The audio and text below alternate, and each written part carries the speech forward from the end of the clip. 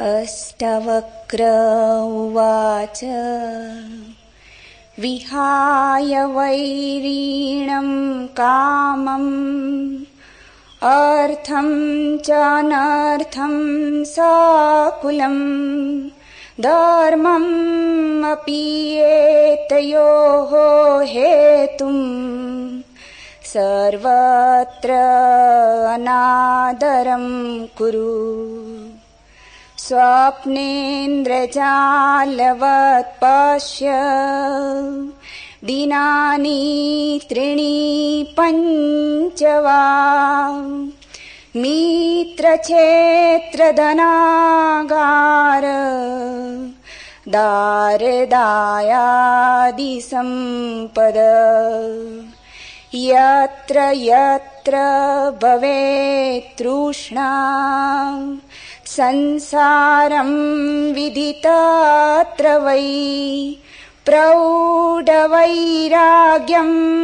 आश्रित्य वीततृष्णा सुखी भव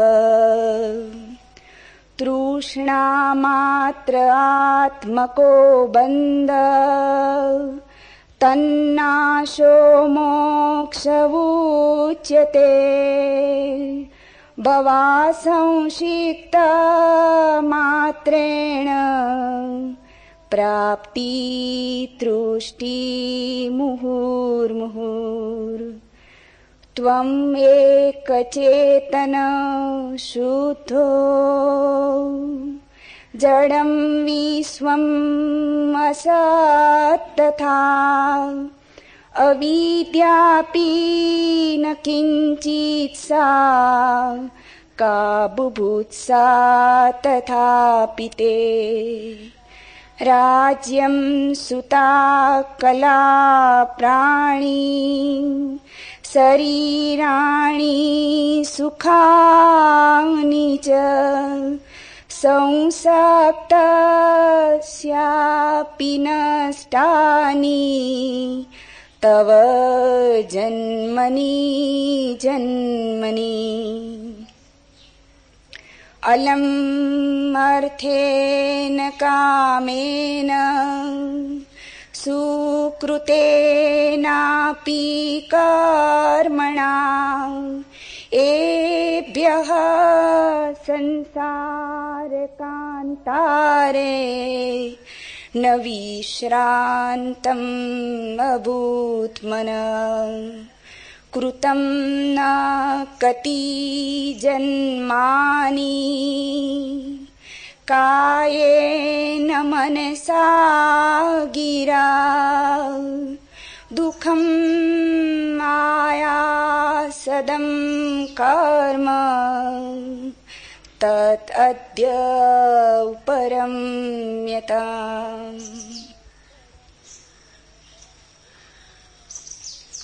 अष्टावक्र ने कहा,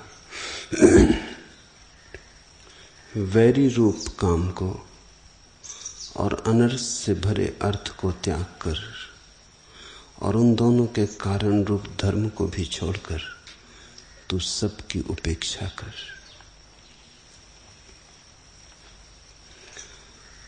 साधारणतः अर्थ और काम को छोड़ने को सभी ने कहा है। अष्टावक्र कहते हैं धर्म को भी छोड़कर। इस बात को ठीक से समझ लेना जरूरी है। धर्म की आत्यंतिक क्रांति धर्म को भी छोड़ने पर ही घटित होती है। धर्म का आत्यंतिक लक्ष्य धर्म से भी मुक्त हो जाना है। अधर्म से अर्थ है जो बुरा है, अकर्तव्य है। धर्म से अर्थ है जो शुभ है, कर्तव्य है। अधर्म से अर्थ है पाप, धर्म से अर्थ है पुण्य। पाप से तो छूटना ही है, अष्टावक्र कहते, पुण्य से भी छूट जाना है। क्योंकि मूलतः पाप और पुण्य अलग अलग नहीं, एक ही सिक्के के दो पहलू हैं। और जो व्यक्ति पुण्य से बंधा है वो पाप से भी बंधा रहेगा। पुण्य करने के लिए भी पाप करने होंगे। बिना पाप किए पुण्य नहीं किए जा सकते। तुम्हें दान देना हो तो धन तो इकट्ठा करोगे ना। धन इकट्ठा करने में पाप होगा, दान देने में पुण्य होगा। लेकिन धन इकट्ठा किए बिना कैसे दान करोगे? ऐसा उल्लेख है कि लाओ त्सु का एक शिष्य न्यायाधीश हो गया था। मुकदमा चला, एक आदमी चोरी में पकड़ा गया। गांव के सबसे बड़े नगर सेठ के घर में उसने डांका डाला था, सेंध लगाई थी। पकड़ गया था रंगे हाथों, इसलिए कुछ उलझन भी न थी। लाओ त्सु के शिष्य न्यायाधीश ने 6 महीने की सजा चोर को दी और 12 महीने की सजा नगर सेठ को थी। नगर सेठ तो हंसने लगा। उसने कहा, ऐसा न्याय कभी सुना है? ये क्या पागलपन है।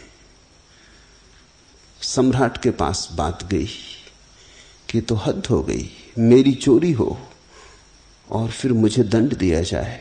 लेकिन उस न्यायाधीश ने सम्राट को कहा, न ये इतना इकट्ठा करता न चोरी होती।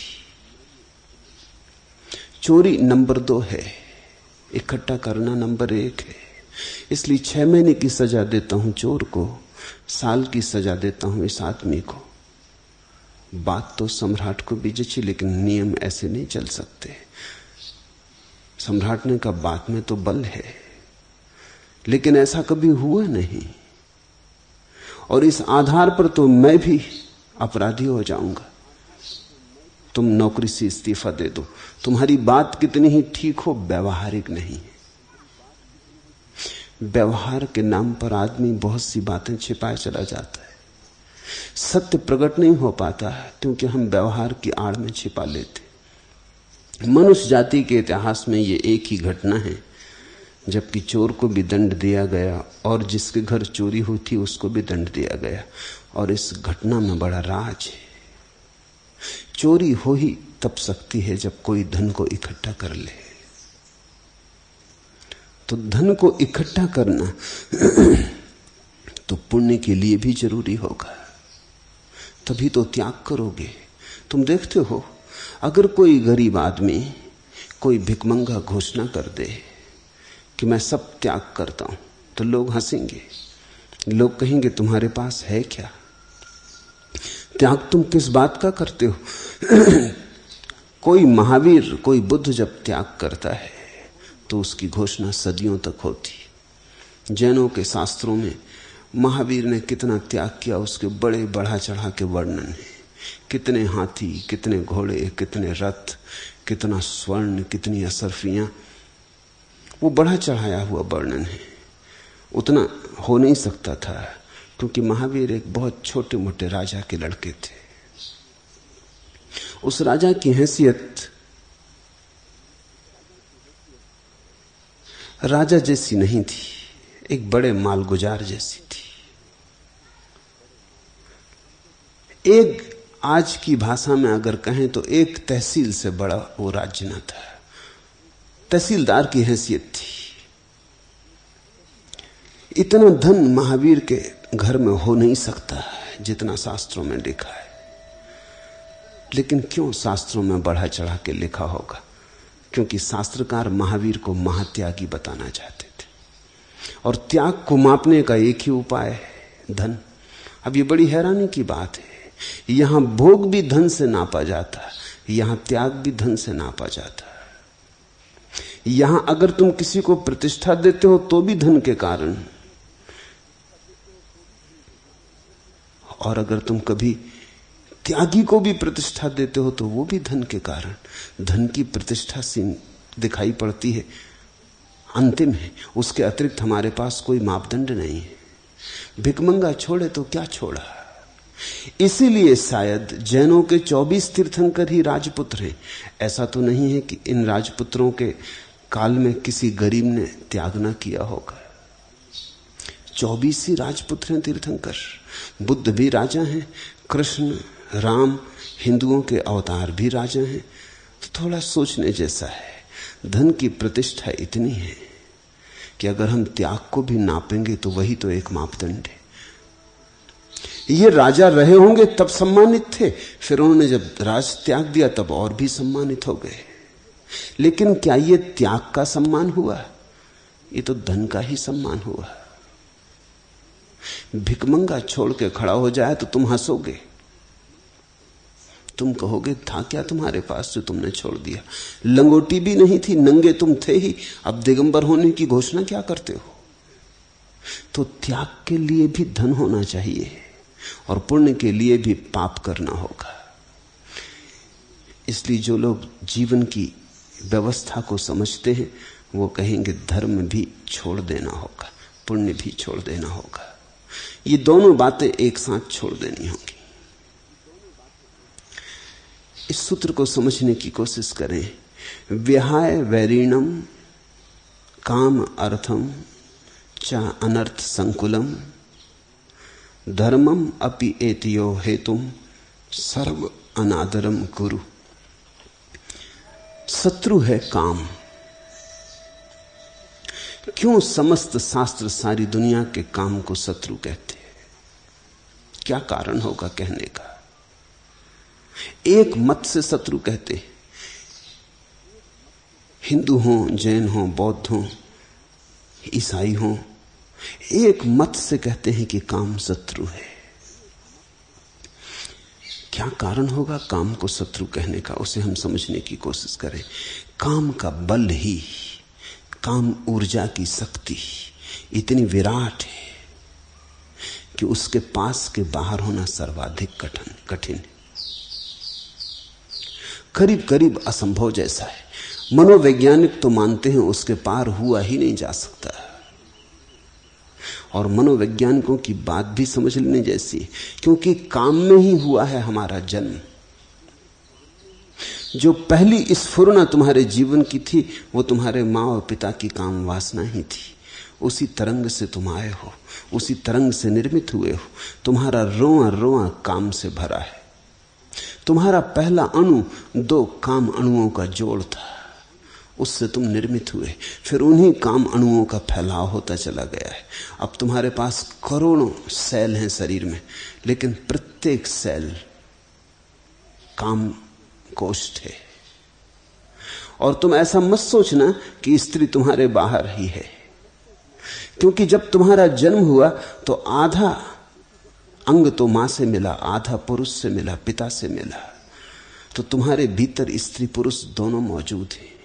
मात्रा का भेद है पर दोनों मौजूद हैं।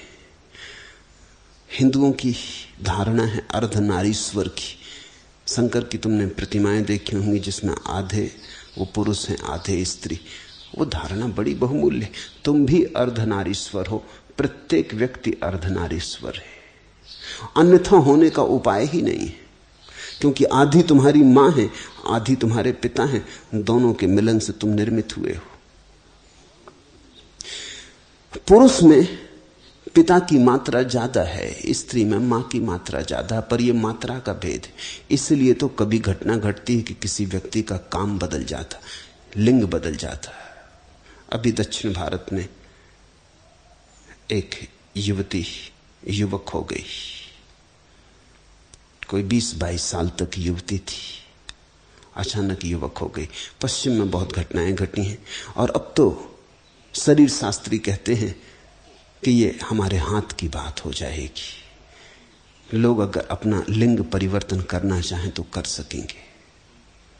कोई व्यक्ति ऊब गया पुरुष होने से तो स्त्री हो सकता है, कोई स्त्री ऊब गई पुरुष होने से, स्त्री होने से तो पुरुष हो सकती है। ये तो सिर्फ थोड़े से हार्मोन बदल देने की बात है, मात्रा बदल देने की बात है। तुम्हारे भीतर ऐसा समझो कि अगर तुम पुरुष हो तो 60% पुरुष के जीवाणु हैं, 40% स्त्री के जीवाणु हैं। बस इस अनुपात को बदल दिया जाए तो तुम स्त्री हो जाओगे। तो काम से हुआ है जन्म। 2 विपरीत कामों के मिलन पर तुम्हारा जीवन खड़ा है। इसलिए करीब करीब असंभव है, मनोवैज्ञानिक के हिसाब से तो बिल्कुल असंभव है कि व्यक्ति काम वासना के पार हो जाए। धर्म शास्त्र भी यही कहते हैं। आत्म पुराण में बड़ा अद्भुत वचन है, कामेन विजितो ब्रह्मा, कामेन विजितो हरा, कामेन विजितो विष्णु, सक्रा कामेन निर्जिता। काम ने जीता ब्रह्मा को, काम ने हराया शंकर को, काम ने हराया विष्णु को। काम से कौन कब जीता, काम से सब हारे। काम का बल तो प्रबल है, और जिसका जितना ज्यादा बल प्रबल है उसके पार होने में उतना ही संघर्षण होगा। इसलिए कहते हैं वैरी रूप काम।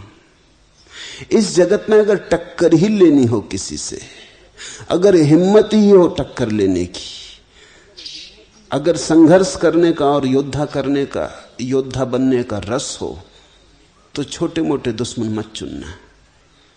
ख्याल रखना, जितना बड़ा दुश्मन चुनोगे उतनी ही बड़ी तुम्हारी विजय होगी। छोटे मोटे को हरा भी दिया तो क्या सार है। कहते हैं जंगल में, ईसप की कथा है, एक गधे ने सिंह को चुनौती दे दी और कहा अगर हो हिम्मत तो आ मैदान में और हो जाए सीधा युद्ध। लेकिन सिंह चुपचाप चला गया। सियार ये सुन रहा था। उसने थोड़ा आगे बढ़ के सिंह को पूछा कि सम्राट बात क्या है, एक गधे की चुनौती को भी तुम स्वीकार नहीं किए? उन्होंने कहा पागल हुआ, अगर उसकी चुनौती मैं स्वीकार करूं तो पहले तो अफवाह उड़ जाएगी कि सिंह गधे से लड़ा, ये बदनामी होगी। ऐसा कभी हुआ नहीं, ये हमारी कुल वंश परंपरा में नहीं हुआ कि गधे से लड़े। लड़ना है गधे से, गधे को समाप्त कर दे सकते हैं, लड़ना क्या है। अगर गधा हारा तो उसका कोई अपमान नहीं, हम जीते भी तो कोई सम्मान नहीं। लोग कहेंगे क्या जीते, गधे से जीते। और कहीं भूल चूक जीत गया गधा, गधे हैं इनका भरोसा क्या। तो हम सदा के लिए मारे गए। इसलिए मैं चुपचाप चला आया हूं, गधे से झंझट में पड़ना ठीक नहीं। छोटे से अगर तुम उलझोगे, जीते भी तो छोटे से जीते, और काश हार गए तो छोटे से हारे। दुश्मन जरा सोच के चुनना। मित्र तो कोई भी चल जाएगा, शत्रु जरा सोच के चुनना। शत्रु जरा बड़ा चुनना, क्योंकि चुनौती, संघर्षण तुम्हें अवसर देगा तुम्हारे अपने आत्मविकास का। तो जो बाहर की चीजों से लड़ते रहते हैं वो अगर जीत भी जाएं तो चीजों से ही जीतते हैं। सिकंदर हो कि तैमूर लंग हो कि नादिर शाह हो कि नेपोलियन हो, फैलाने ने विस्तार सारे जगत पर अपना, तो भी वस्तुओं पर ही विस्तार फैलता है।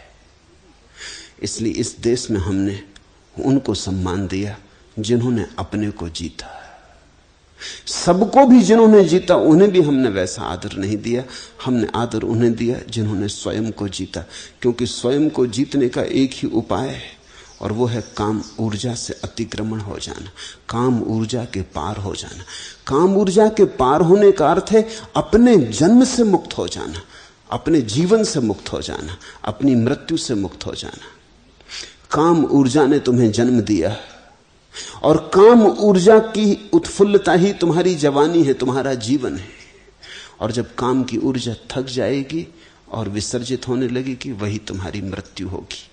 तो तुम्हारे जीवन की सारी कथा प्रथम से लेकर अंत तक काम की कथा है। अगर तुम इस काम के अंतर्गत ही बने रहे तो तुम कभी मालिक की तरह न जिए, एक गुलाम की तरह जिए। स्वयं का मालिक बनना हो, और अगर चुनौती ही स्वीकार करनी हो किसी की, तो स्वयं में छिपी इस चुनौती को ही स्वीकार कर लेना उचित है। इसलिए धर्मशास्त्र काम को वैरी रूप कहते हैं। ये सिर्फ निंदा नहीं है, इसमें सम्मान भी छिपा है। वो ये कहते हैं कि अगर शत्रुता ही करनी हो तो काम से करना, क्योंकि कामेन विजितो ब्रह्मा, काम ने ब्रह्मा को भी हराया। कामेन विजितो हरा, काम ने महादेव को भी हराया। तो अब अगर लड़ने योग्य कोई है तो काम ही है। जिससे देवता भी हार गए हों, उसको ही जीतने में मनुष्य के भीतर छिपा हुआ फूल खिलेगा। जिससे सब हार गए हों, उसको ही जीतने में तुम्हारे भीतर पहली दफे प्रभु का साम्राज्य निर्मित होगा। भारत अकेला देश है जहां हमने बुद्ध पुरुषों के चरणों में देवताओं को झुकाया है। जब सिद्धार्थ गौतम बुद्धत्व को उपलब्ध हुए तो कथा है कि ब्रह्मा विष्णु महेश तीनों उनके चरणों में अपना नैवेद्य, अपनी पूजा चढ़ाने आए। जब महावीर परम ज्ञान को उपलब्ध हुए तो देवताओं ने फूल बरसाए। लेकिन देवता क्यों बरसाते होंगे फूल एक मनुष्य के चरणों में? इसलिए कि ये मनुष्य उस सीमा के भी पार जा चुका जिस सीमा के पार अभी देवता भी नहीं गए। अभी इंद्र भी अप्सराओं में उलझा है। अभी स्वर्ग में भी वही काम व्यापार चल रहा है जो पृथ्वी पर चल रहा है। थोड़ा व्यवस्थित चल रहा है, थोड़ा ढंग से चल रहा है। ज्यादा सुंदर स्त्रियां हैं, ज्यादा सुंदर देह है, ज्यादा लंबी आयु है, भोग की सब सुविधाएं सामग्रियां हैं। जो हमने स्वर्ग में देवताओं के लिए व्यवस्था की है, वही व्यवस्था विज्ञान आदमी के लिए पृथ्वी पर कर देने की कोशिश कर रहा है। मैंने तो सुना है एक आदमी मरा और स्वर्ग पहुंचा तो वो बड़ा हैरान हुआ। वहां उसने देखा कि कुछ लोग जंजीरों से बंधे, स्वर्ग में जंजीरों से बंधे। उसने द्वारपाल से पूछा कि तो मुझे घबराहट का कारण मालूम होता, नरक में बंधे हो ये समझ में आता है, इस स्वर्ग में भी अगर बंधन है और लोग जंजीरों में बंधे हैं, ये किस तरह का स्वर्ग है? वो द्वारपाल हंसने लगा। उसने कहा ये अमरीकी है, ये जब से आए हैं तब से ये धुन लगाए कि हमें अमेरिका वापस जाना है, यहां से तो वहीं बेहतर था।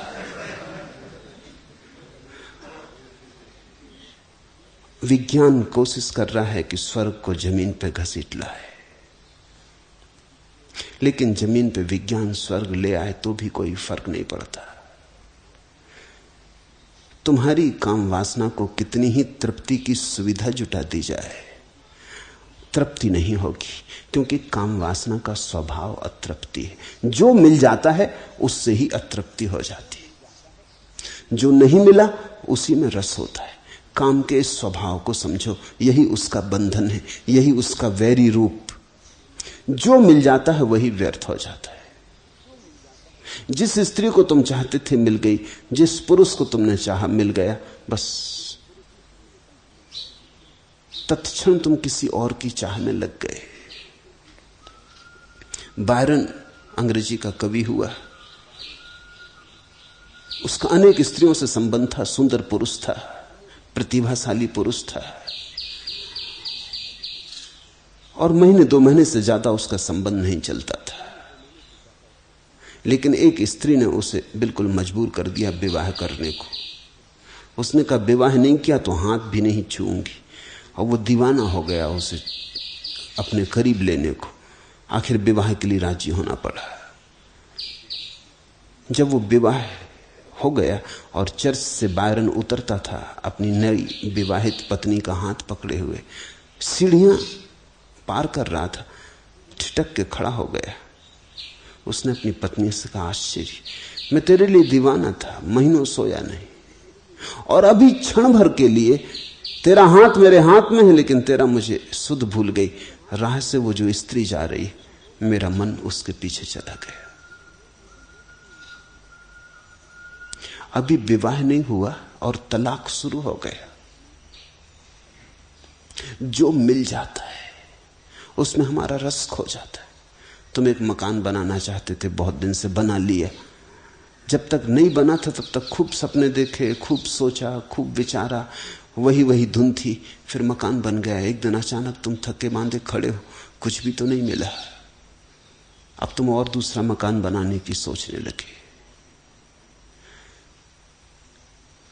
काम की लक्षण यही है कि वो तुम्हें कभी तृप्त न होने देगा।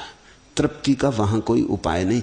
अतृप्ति की जलती हुई आग ही काम का स्वरूप है। वैरी रूप काम को और अनर्थ से भरे अर्थ को त्याग कर हिंदुओं ने 4 पुरुषार्थ कहे: अर्थ, काम, धर्म, मोक्ष। काम है साधारण आदमी की वासना और अर्थ है उसे भरने का उपाय। धन की हम आकांक्षा इसलिए करते हैं कि हमारी कोई कामनाएं हैं जिन्हें पूरा बिना धन के न किया जा सकेगा। अगर धन है तो सुंदर स्त्री उपलब्ध हो सकती, निर्धन को तो बचा खुचा जो शेष रह जाता वही उपलब्ध होता। अगर धन है तो तुम जो चाहते हो वो तुम्हारे हाथ में हो सकता है। अगर निर्धन हो तो चाहते रहो, चाहने से कुछ भी नहीं होता। धन चाह को यथार्थ बनने में सहयोगी होता है। इसलिए बहुत मजे की बात है, तुम धनी से ज्यादा अतृप्त आदमी कहीं भी ना पाओगे। निर्धन को तो आशा रहती, धनी की आशा भी मर जाती। निर्धन को आशा रहती आज नहीं कल धन हाथ में होगा तो कर लेंगे जो भी करना है। धन के पीछे दौड़ता रहता है। धनी के पास धन है, जो करना है करने की सुविधा है, लेकिन करने में कुछ अर्थ नहीं मालूम होता। इसलिए धनी व्यक्ति अनिवार्य रूपेण अशांत, अतृप्त हो जाता। तुम गरीब आदमी को पागल होते ना देखोगे, अमीर आदमी को पागल होते देखोगे। अमीर मुल्कों में ज्यादा पागलपन घटता, गरीब मुल्कों में मनोवैज्ञानिक अभी है ही नहीं, अभी मनोविश्लेषक है ही नहीं। बंबई में शायद एकाध कोई या पूना में एकाध मनोविश्लेषक हो, लेकिन ये 60 करोड़ के मुल्क में तुम कहीं मनोविश्लेषक को ना पाओगे, उसकी कोई जरूरत भी नहीं है। लेकिन न्यूयॉर्क में वो फैलता जा रहा है। उसकी संख्या उतनी ही होती जा रही है जितनी कि शरीर के चिकित्सकों की है। संभावना तो यह है कि इस सदी के पूरे होते होते मन के चिकित्सकों की संख्या ज्यादा होगी शरीर के चिकित्सकों से, क्योंकि शरीर के लिए तो सारी सुविधाएं पश्चिम में मिलती जा रही हैं, और जितनी शरीर की सुविधाएं मिलती हैं उतना मन पागल होता जा रहा है। मेरे देखे अगर गरीब आदमी धार्मिक हो तो यह चमत्कार है, और अगर आदमी अमीर हो और धार्मिक ना हो तो यह भी चमत्कार है। गरीब आदमी धार्मिक हो तो अपवाद स्वरूप है, क्योंकि गरीब आदमी को अभी मन से मुक्त होने का मौका कहां मिला। अभी तो मन की पीड़ा भी उसने नहीं जानी, अभी तो आशा टूटी नहीं। इसलिए गरीब आदमी जब कभी धार्मिक हो जाए तो अपवाद स्वरूप है। धार्मिक आदमी अगर अमीर है तो बिल्कुल स्वाभाविक है, ऐसा होना ही चाहिए था। अमीर आदमी को धार्मिक होना ही चाहिए, क्योंकि अब इस जगत में कुछ है, इसकी आशा समाप्त हो गई। उसके पास सब है, कोई एंड्रू कार्नेगी, कोई रॉकफेलर, सब है उनके पास। जो खरीदना हो सब खरीदा जा सकता है, जितनी मात्रा में खरीदना हो खरीदा जा सकता है। जो खरीदा जा सकता है खरीदने की क्षमता उससे ज्यादा है उनके पास। अब क्या करें? तो अगर धार्मिक आदमी अमीर हो तो साधारण बात है, होना ही चाहिए। गरीब हो तो असाधारण घटना है, और अगर अमीर धार्मिक आदमी न हो तो बड़ी असाधारण घटना है। ऐसा होना नहीं चाहिए। इसके 2 ही अर्थ हो सकते हैं, या तो वो बुद्धू है, मूढ़ है, और या फिर अभी ठीक से धनी नहीं हुआ। ठीक से धनी हो और बुद्धि पास हो तो धार्मिक होने के सिवा कोई उपाय नहीं। गरीब आदमी को धार्मिक होना हो तो बड़ी प्रखर प्रतिभा चाहिए। अमीर आदमी को अगर धार्मिक होने से बचना हो तो बड़ी प्रखर मूढ़ता चाहिए। भारत जब धनी था तो धार्मिक था, स्वर्ण युग था भारत का।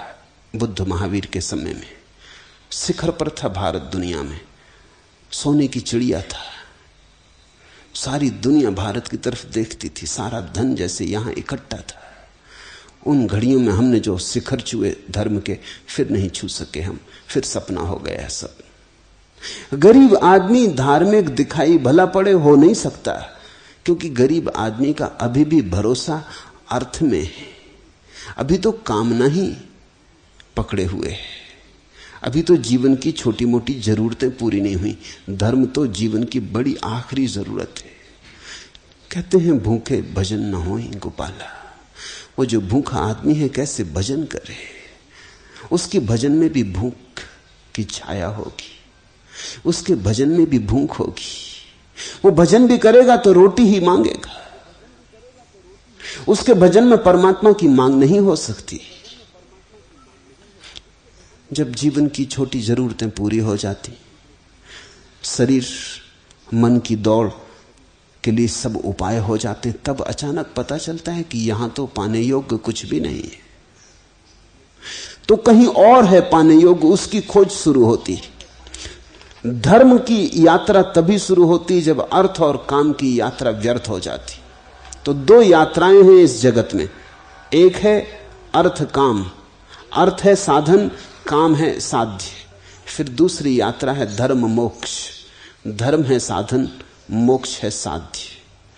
तो साधारणता ऐसा समझा गया है कि जिस आदमी को मोक्ष पाना हो उसे धर्म कमाना चाहिए। जैसे जिस व्यक्ति को कामना तृप्त करनी हो उसे धन कमाना चाहिए, क्योंकि धन के बिना कैसे तुम कामना तृप्त करोगे। जिसको काम का जगत पकड़े हो उसे अर्थ कमाना चाहिए, और जिस व्यक्ति को ये बात व्यर्थ हो गई, अब उसे मुक्त होना है, परम मुक्ति का स्वाद लेना है, उसे धर्म कमाना चाहिए। ये साधारण धर्म की व्यवस्था है। अष्टावक्र बड़ी क्रांतिकारी बात कह रहे हैं। वो कह रहे हैं जिस व्यक्ति को वस्तुतः मोक्ष पाना हो उसे धर्म से भी मुक्त हो जाना चाहिए। क्यों? क्योंकि मोक्ष को कामना नहीं बनाया जा सकता। मोक्ष का स्वभाव ऐसा है कि तुम उसकी चाह नहीं कर सकते। जिसकी भी तुमने चाह की वो मोक्ष नहीं रह गया। तुम्हारी चाह अगर पीछे खड़ी है तो तुम जो भी चाहोगे वो संसार हो गया। मोक्ष का कोई साधन नहीं है, धर्म भी मोक्ष का साधन नहीं है। ये तो हमारी गणित की दुनिया है। हम कहते हैं यहां काम वासना पूरी करनी है तो धन कमाओ, और अगर मोक्ष पाना है तो धर्म कमाओ। लोग धर्म भी कमाते हैं जैसा धन कमाते हैं। लोग पुण्य को भी तिजोरी में भरते चले जाते हैं जैसे सिक्कों को भरते हैं। जैसे खाते बही बनाते हैं और बैंक बैलेंस रखते हैं, वैसा ही पुण्य का भी हिसाब रखते हैं। परमात्मा के सामने खोल कर रख देंगे अपनी किताब कि ये इतने इतने पुण्य किए थे, इनका बदला चाहिए। साधारण आदमी का तर्क यही है कि जीवन में सब कुछ सौदा है, व्यवसाय है। अष्टावक्र कहते हैं मोक्ष कोई सौदा नहीं, कोई व्यवसाय नहीं। तुम्हारे कुछ करने से न मिलेगा, प्रसाद रूप है। तुम्हारी चाह से नहीं मिलेगा, तुम्हारी चाह के कारण ही तुम चूक रहे हो। मोक्ष तो मिला ही हुआ है, तुम्हारी चाह के कारण तुम नहीं देख पा रहे। चाह ने तुम्हें अंधा किया है। तुम चाहत छोड़ो, तुम चाह छोड़ो। तुम बिना चाहे के थोड़ी देर तो रह के देखो, अचानक पाओगे मोक्ष की किरणें तुम्हारे भीतर उतरने लगी। तो मोक्ष कोई साध्य नहीं है जिसका साधन हो सके। मोक्ष स्वभाव है, मोक्ष है ही। हम मोक्ष में ही जी रहे हैं। मैंने सुना है एक मछली बचपन से ही सुनती रही थी सागर की, महासागर की बातें।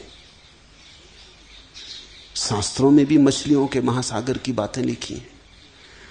बड़े ज्ञानी थे जो मछलियों में, वो भी महासागर की बातें करते थे। वो मछली बड़ी होने लगी, बड़ी चिंता और विचार में पड़ने लगी कि महासागर है कहां। अब जब मछली सागर में ही पैदा हुई हो तो सागर का पता नहीं चल सकता है। सागर में ही बड़ी हुई तो सागर का पता नहीं चल सकता है। वो पूछने लगी कि ये महासागर कहां है। लोगों ने कहा हमने सुनी है ज्ञानियों से बातें, सुनी है वार्ता, देखा तो किसी ने भी नहीं। कुछ धन्यभागी मछलियां, कोई बुद्ध महावीर, कोई कृष्ण राम जान लेते होंगे, बाकी साधारण मछलियां हम तो सिर्फ सुन के मानते हैं कि है महासागर कहीं। वो बड़ी चिंता में रहने लगी, उसका जीवन बड़ा विक्षुब्ध हो गया। वो बड़ी विचारशील मछली थी, वो भूखी प्यासी भी पड़ी रहती और सोचती रहती कि कैसे महासागर पहुंचे, वो अद्वितीय घटना कैसे मिलेगी। महासागर का लोभ उसके मन में समाने लगा, वो सूखने लगी, वो दुर्बल होने लगी। फिर कोई एक अतिथि मछली पड़ोस की नदी से आई थी, उसने उसकी यह हालत देखी, उसने कहा पागल, जिसे तू खोजती है वो चारों तरफ मौजूद है, हम उसी के भीतर हैं। न तो भूखे मरने की जरूरत है, न ध्यान करने की जरूरत है, न जप करने की जरूरत है, महासागर है ही। महासागर के बिना हम हो ही नहीं सकते।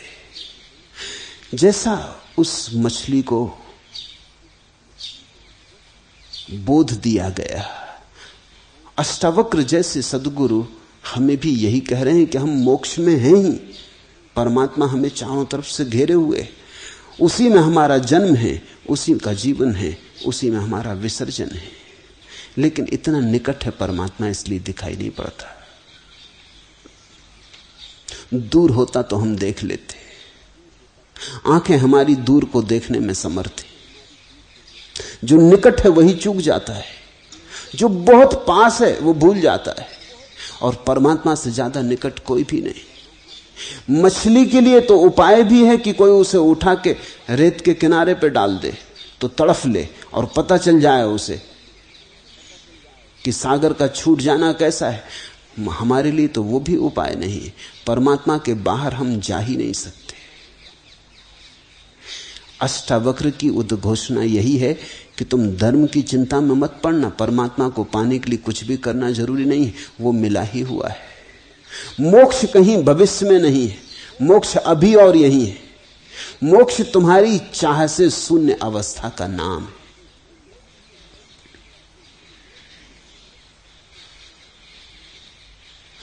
वैरिणम कामम, काम है शत्रु, क्योंकि वो तृप्त न होने देगा। शत्रु तो वही ना जो तृप्त न होने दे, ये शत्रु का अर्थ समझो। मित्र तो वही ना जो तृप्ति दे, विश्रांति दे, जिसके पास बैठ के आराम मिले, जिसके पास बैठ के सुख हो। मित्र वही जिसके साथ रह के दुखी दुख हो, जिसकी दोस्ती में सिवाय कांटों के कभी कुछ और न मिले, जो फूलों का भरोसा दे लेकिन परिणाम में हमेशा कांटे हाथ आए। शत्रु। वैरिणम कामम, अनर्थ संकुलम अर्थम। और अष्टावक्र कहते हैं कि जिसको तुम अर्थ कहते हो वो अनर्थ है, जिसको तुम धन कहते हो अर्थ, अर्थशास्त्र, इकोनॉमिक्स, वो अनर्थ का शास्त्र है। दुनिया में जितना अनर्थ हो रहा है वो धन के कारण होता है। इसलिए कुछ दुनिया के विचारक तो इस सीमा तक पहुंच गए कि उन्होंने कहा जब तक दुनिया में धन है तब तक शांति नहीं हो सकती। तुमने 99 के चक्कर की कहानी पढ़ी है ना, वो अनर्थ की घटना है। कहानी सीधी साफ है, सरल है, मनुष्य को ठीक से प्रकट करती। एक सम्राट का एक नौकर था, नाई था उसका, वो उसकी मालिश करता, हजामत बनाता। सम्राट बड़ा हैरान होता था कि वो हमेशा प्रसन्न, बड़ा आनंदित, बड़ा मस्त। उसको 1 रुपया रोज मिलता था, बस 1 रुपया रोज में वो खूब खाता पीता, मित्रों को भी खिलाता पिलाता। सस्ते जमाने की बात होगी। रात जब सोता तो उसके पास 1 पैसा ना होता, वो निश्चिंत सोता। सुबह 1 रुपया फिर उसे मिल जाता मालिश करके। बड़ा खुश था, इतना खुश था कि सम्राट को उससे ईर्ष्या होने लगी। सम्राट भी इतना खुश नहीं था। खुशी कहां, उदासी और चिंताओं के बोझ और पहाड़ उसके सिर पर थे। उसने पूछा नाई से कि तेरी प्रसन्नता का राज क्या है? उसने कहा मैं तो कुछ जानता नहीं, मैं कोई बड़ा बुद्धिमान नहीं, लेकिन जैसे आप मुझे प्रसन्न देख के चकित होते हैं, मैं आपको देख के चकित होता हूं कि आपके दुखी होने का कारण क्या है। मेरे पास तो कुछ भी नहीं और मैं सुखी हूं, आपके पास सब है और आप सुखी नहीं। आप मुझे ज्यादा हैरानी में डाल देते हैं। मैं तो प्रसन्न हूं क्योंकि प्रसन्न होना स्वाभाविक है, और होने को है ही क्या। वजीर से पूछा सम्राट ने एक दिन कि इसका राज खोजना पड़ेगा। ये नाई इतना प्रसन्न है कि मेरे मन में ईर्ष्या की आग जलती कि इससे तो बेहतर नाई होते। ये सम्राट होके क्यों फंस गए? न रात नींद आती, न दिन चैन है, रोज चिंताएं बढ़ती ही चली जाती। घटना तो दूर, एक समस्या हल करो 10 खड़ी हो जाती, तो नाई ही हो जाते। वजीर ने कहा आप घबराएं मत, मैं उस नाई को दुरुस्त किए देता हूं। वजीर तो गणित में कुशल था। उसने, सम्राट ने कहा क्या करोगे? उसने कहा कुछ नहीं, आप 1-2-4 दिन में देखेंगे। वो 99 रुपए एक थैली में रख के रात नाई के घर में फेंक आया। जब सुबह नाई उठा उसने 99 गिने, बस वो चिंतित हो गया। उसने कहा बस 1 रुपया आज मिल जाए तो आज उपवास ही रखेंगे, 100 पूरे कर लेंगे। बस उपद्रव शुरू हो गया। कभी उसने इकट्ठा करने का सोचा न था, इकट्ठा करने की सुविधा भी न थी। 1 रुपया मिलता था वो पर्याप्त था जरूरतों के लिए। कल की उसने कभी चिंतना ही न की थी, कल उसके मन में कभी छाया ही न डाला था। वो आज में ही जिया था। आज पहली दफा कल उठा। 99 पास में थे, 100 करने में देर ही क्या थी।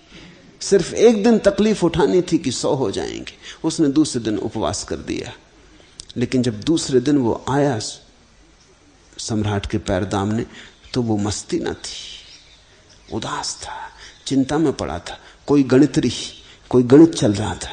सम्राट ने पूछा आज बड़े चिंतित मालूम होते हो, मामला क्या है? उन्होंने कहा नहीं हुजूर कुछ भी नहीं, कुछ नहीं, सब ठीक है।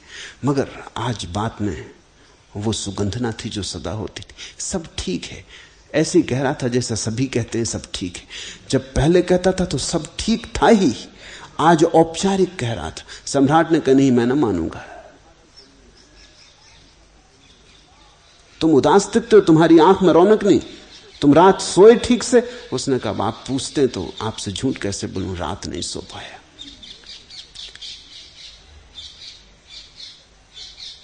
लेकिन सब ठीक हो जाएगा, एक दिन की बात है, आप घबराएं मत। लेकिन वो चिंता उसकी रोज बढ़ती गई। 100 पूरे हो गए तो वो सोचने लगा कि अब 100 तो हो ही गए, अब धीरे धीरे इकट्ठा कर लें तो कभी 200 हो जाएंगे। अब एक एक कदम उठने लगा। वो 15 दिन में बिल्कुल ही ढीला ढाला हो गया। उसकी सब खुशी चली गई।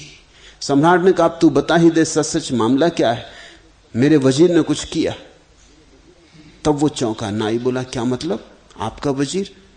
अच्छा तो अब मैं समझा। अचानक मेरे घर में एक थैली पड़ी मिली मुझे 99 रुपए। बस उसी दिन से मैं मुश्किल में पड़ गया हूं। 99 का फेर। सारे अनर्थ की जड़ में कहीं अर्थ है। दुनिया में आज पर्याप्त संपत्ति है कि सभी लोग सुखी हो सके, लेकिन कब्जा करने वालों की दौड़ इतनी है, मालकियत का नशा इतना है कि यह असंभव, यह हो नहीं सकता। दुनिया आज इतनी संपन्न हो सकती है कि कोई आदमी दुखी ना हो, किसी को रोटी रोजी कपड़े की कोई तकलीफ ना हो, दवा छप्पर का कोई अभाव ना हो, लेकिन यह हो नहीं सकता क्योंकि कुछ लोग बिल्कुल दीवाने हैं और पागल हैं। उनका एक ही रस है जीवन में, ढेर लगाना धन का। यह ऑब्सेशन है, यह एक विक्षिप्त चित्त की दशा है। कितनी हत्याएं, कितने युद्ध, वो सभी अर्थ के कारण है। कितनी राजनीति, वो सभी अर्थ के कारण है। टॉलस्टॉय ने लिखा है कि दुनिया में शांति ना होगी जब तक सिक्के चलते रहेंगे। शायद दुनिया में ऐसा तो कभी नहीं होगा कि सिक्के न चलें, क्योंकि वो भी अड़चन का कारण होगा, बहुत अड़चन हो जाएगी खड़ी। आज तो हम सोच ही नहीं सकते कि आदमी बिना सिक्के के रह सकता है। इसलिए टॉल्स्टॉय जैसे अराजकवादियों की बात कभी सुनी जाएगी ये तो ठीक नहीं है, और मैं मानता भी नहीं कि सुनी जानी चाहिए। लेकिन सिक्कों के पागलपन से आदमी का छुटकारा हो सकता है।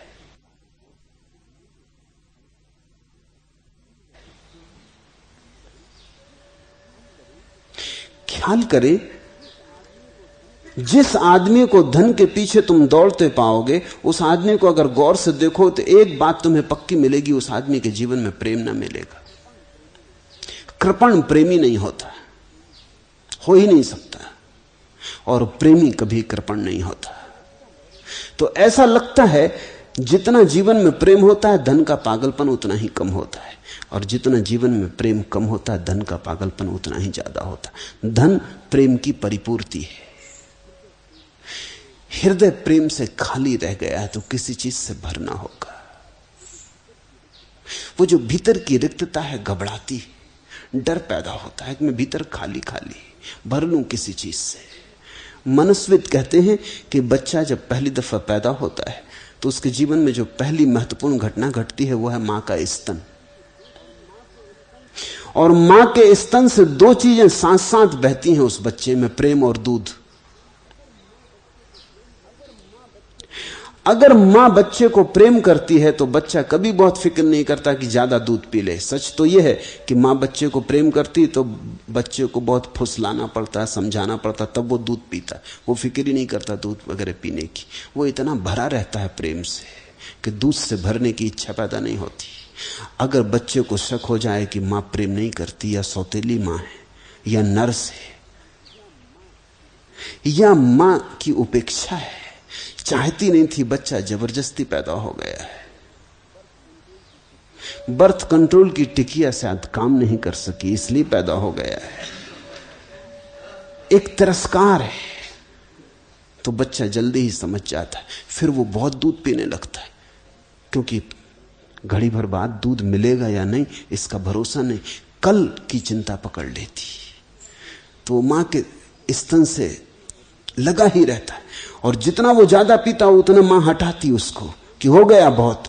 जितना मां कहती हो गया बहुत, हटो, उतना ही उसको घबराहट पैदा होती भविष्य की। इकट्ठा कर लूं, दूध को इकट्ठा कर लूं, जितना हो सके इकट्ठा कर लूं। तुमने देखा गरीब बच्चों के पेट बड़े मिलेंगे, अमीर घर के बच्चों के पेट बड़े नहीं मिलेंगे। गरीब बच्चों के शरीर तो दुबले हो जाएंगे, पेट खूब बड़ा हो जाएगा। ये सबूत है कि बच्चा डरा है, कल रोटी मिलेगी या नहीं इसका कुछ पक्का नहीं है। फिर यही भय पूरे जीवन पे फैल जाता है। धन यानी रोटी, धन यानी दूध, धन यानी कल का भरोसा, धन यानी कल की सुरक्षा।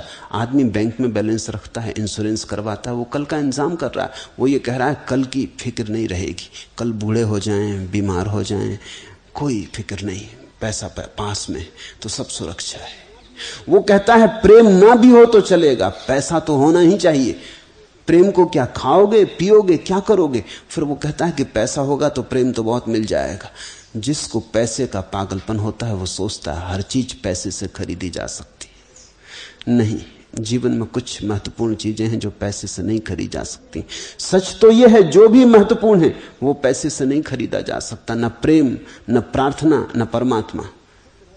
जीवन में जो क्षुद्र है और व्यर्थ है वही पैसे से खरीदा जा सकता है। पैसा स्वयं क्षुद्र है, क्षुद्र से क्षुद्र ही मिल सकता है। तो आदमी इकट्ठा करता जाता है। वो कहता है प्रेम कल कर लेंगे, आज तो पैसा इकट्ठा कर लूं, कल निश्चिंत हो जाएंगे, फिर प्रेम कर लेंगे, फिर गीत गा लेंगे, फिर वीणा बजा लेंगे, फिर विश्राम करेंगे। आज तो कमा लूं, कल को हम कहते हैं छोड़ो, आज कमा के कल का इंतजाम कर लें। कल भी आज की तरह आएगा, फिर भी तुम यही करते रहोगे कि कल के लिए कमा लें, कल के लिए कमा लें। एक दिन मौत आ जाती है और कल कभी नहीं आता।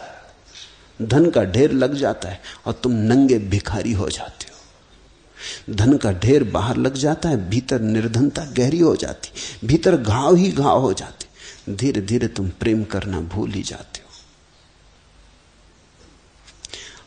धन अर्थ अनर्थ है, इसे पहचानना। मैं तुमसे यह नहीं कह रहा हूं कि धन को छोड़ के भाग जाओ, मैं तुमसे सिर्फ इतना कह रहा हूं कि जाग जाओ। धन का उपयोग है, मैं कोई अराजकवादी नहीं हूं और न धन विरोधी हूं। धन का उपयोग है, धन की वाह उपयोगिता है, लेकिन धन से अपने को भरने की चेष्टा मत करना, वो नहीं हो सकता, वो असंभव है। असंभव को करोगे तो जीवन नष्ट हो जाएगा, अनर्थ हो जाएगा। धन से कुछ चीजें मिलती हैं, जरूर मिलती हैं, और उन चीजों का मूल्य भी है, लेकिन उन चीजों से कोई तृप्ति नहीं मिलती। जीसस का वचन है, man can not live by bread alone. आदमी अकेली रोटी से नहीं जी सकता। दूसरा वचन भी जोड़ा जा सकता है कि आदमी बिना रोटी के भी नहीं जी सकता, वो भी सच है। रोटी चाहिए, लेकिन रोटी पर्याप्त नहीं है, रोटी से कुछ ज्यादा चाहिए। जिस दिन तुमने समझा कि धन पर्याप्त है, उस दिन अनर्थ हुआ। जब तक तुमने समझा कि धन की उपयोगिता है एक सीमा तक, और तुम सीमा के भीतर सजग रहे, फिर कोई हर्ज नहीं है। तो तुमने धन का उपयोग किया और धन ने तुम्हारा उपयोग नहीं किया। तुम मालिक रहे और धन मालिक ना हुआ।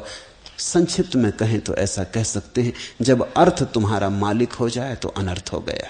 जब अर्थ के तुम मालिक होते हो तब अर्थ, अन्यथा अनर्थ।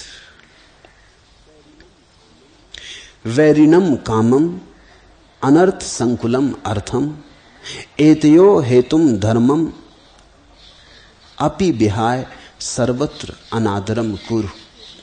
और इन सब के भीतर, ये सूत्र बड़ा क्रांतिकारी, और इन सब के भीतर सबका मूल रूप कारण, सारे अनर्थ, काम और धन की दौड़ के पीछे जो मूल कारण है वो धर्म है। ये तुम चौंकोगे सुन के, क्योंकि तुमने सदा यही सुना है कि धर्म तो त्राण है, कि धर्म तो नाव है जिसमें बैठ के हम उस पार उतर जाएंगे। और अष्टावक्र कहते हैं इन दोनों का कारण रूप धर्म, इस सारे उपद्रव का कारण धर्म है। क्यों? धर्म का अर्थ है कि मोक्ष पाना है। धर्म का अर्थ है कि मोक्ष पाने के लिए कुछ करना है। ये मूल कारण है उपद्रव का। तृप्ति के लिए कुछ करना है, फिर उसी से अर्थ भी पैदा होता है, उसी से काम भी पैदा होता है। मोक्ष की उद्घोषणा यह है कि कुछ करना नहीं है, तुम मुक्त पैदा हुए हो। इस क्षण, अभी और यहीं मोक्ष तुम्हारा स्वभाव है, तुम्हारी उद्घोषणा की भर बात है। तुम जब चाहो घोषणा कर दो और उसी क्षण से आनंद की वर्षा हो जाएगी। समझने की कोशिश करो। साधारणता हम चीजों को हमेशा दो में बांट देते हैं, साधन और साध्य। साध्य होता है भविष्य में, साधन होता है अभी। मोक्ष के संबंध में या परमात्मा के संबंध में बात उल्टी है। मोक्ष अभी है, यही है, किसी साधन की कोई जरूरत नहीं है। सिर्फ जागना है, सिर्फ आंख खोल के देखना है। सूरज निकला हुआ है, रात कहीं भी नहीं, तुमने पलक बंद करके बैठे हो इसलिए अंधेरा मालूम हो रहा है। किसी साधन की कोई भी जरूरत नहीं है, क्योंकि साधन का तो मतलब यह होगा कि आज तैयारी करेंगे तब कल मिलेगा। ये तो फिर वही दौड़ शुरू हो गई। आज धन कमाएंगे तो कल धनी होंगे, आज स्त्री खोजेंगे तो कल मिलेगी। ये तो फिर परमात्मा के नाम पर भी वही दौड़ शुरू हो गई। नहीं, परमात्मा आज है, संसार कल है और परमात्मा आज है। संसार में सदा दौड़ है और परमात्मा सदा मंजिल है। संसार मार्ग है और परमात्मा लक्ष्य है। वो लक्ष्य मौजूद ही है, तुम्हें कहीं जाना भी नहीं, तुम उसी में घिरे बैठे हो। वही तुम्हारे भीतर है, वही तुम्हारे बाहर है। तू सबकी उपेक्षा कर, अनादर कर। सर्वत्र अर्थ, काम, धर्म, इन तीनों का तू अनादर कर। तेरे मन से साधन मात्र अनादृत हो जाए। ये तीनों साधन हैं, इन तीनों का अनादर हो जाए तो जो शेष रह जाएगा वही मोक्ष है। मित्र, खेत, धन, मकान स्त्री भाई आदि संपदा को तू स्वप्न और इंद्रजाल के समान देख, जो 3 या 5 दिन ही टिकते।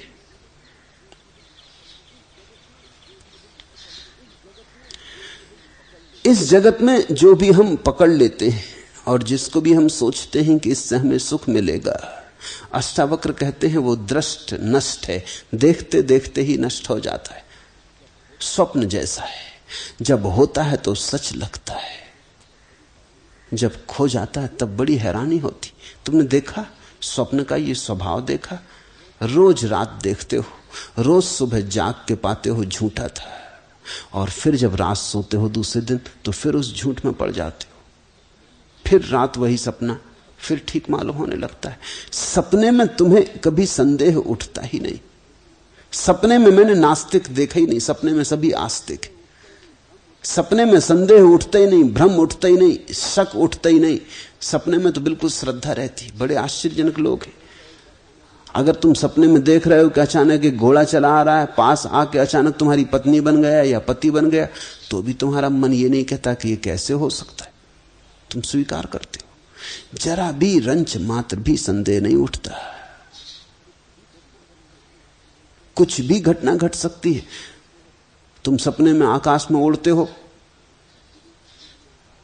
तुम शक भी नहीं करते कि मैं आकाश में कैसे उड़ सकता हूं, ये कैसे संभव है। तुम विराट हो जाते हो सपने में, सारा आकाश भर देते हो, कि बड़े छोटे हो जाते हो, कि चींटी से भी छोटे हो जाते हो, कि दिखाई भी नहीं पड़ते, तो भी तुम्हें शक नहीं होता। सुबह जाग के तुम हंसते हो कि क्या क्या पागलपन देखा।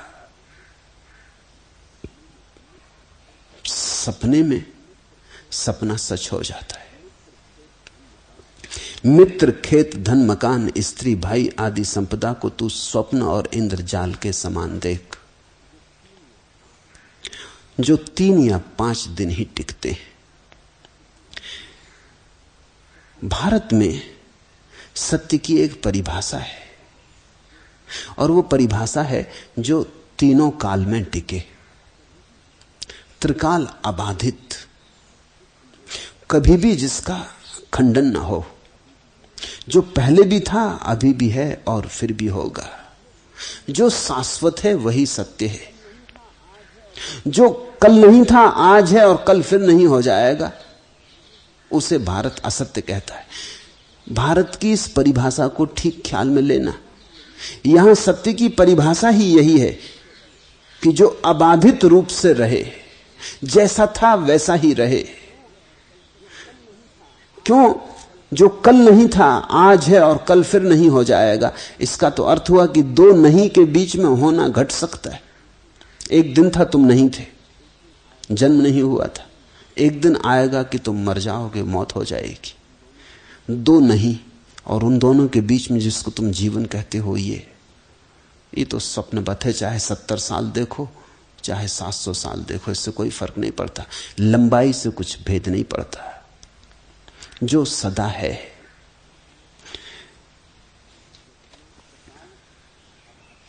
त्रिकाल अबाध्यत्वे सत्यत्वम, जो तीनों काल में अबाधित रहे वही सत्य है। भारतीय मनोविज्ञान मनुष्य की चेतना की 4 अवस्थाएं कहता है। 3 तो अवस्थाएं हैं, चौथा स्वभाव है।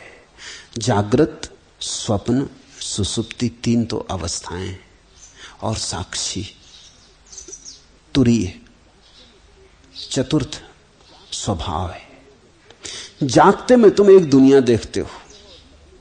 जब तुम सो जाते हो और सपने में पड़ते हो तो जागने की दुनिया झूठ हो जाती। तुम ठीक अपनी पत्नी के पास सो रहे हो बिस्तर पर, लेकिन पत्नी झूठ हो गई जब तुम सो गए। तुम्हें सोने में पत्नी की कभी याद नहीं आती, तुम ये सोचते नहीं इस भाषा में कि वो मेरी पत्नी। जब तुम सो गए तो बच्चे, तुम्हारा मकान, तुम गरीब हो कि अमीर, प्रतिष्ठित हो कि अप्रतिष्ठित, साधु हो कि संत कि असाधु कि असंत, सब खो गया।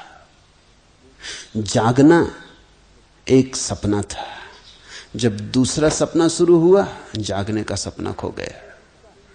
फिर सुबह जब सपना टूटता फिर दूसरा सपना शुरू हुआ। सपने में जो देखा था वो अब खो गया। जब रात में गहरी नींद लगती है और सपना भी खो जाता है, तब जागृत में जो जाना वो भी समाप्त हो गया, सपने में जो जाना वो भी समाप्त हो गया। सुसुप्ति में दोनों ही खंडित हो गए।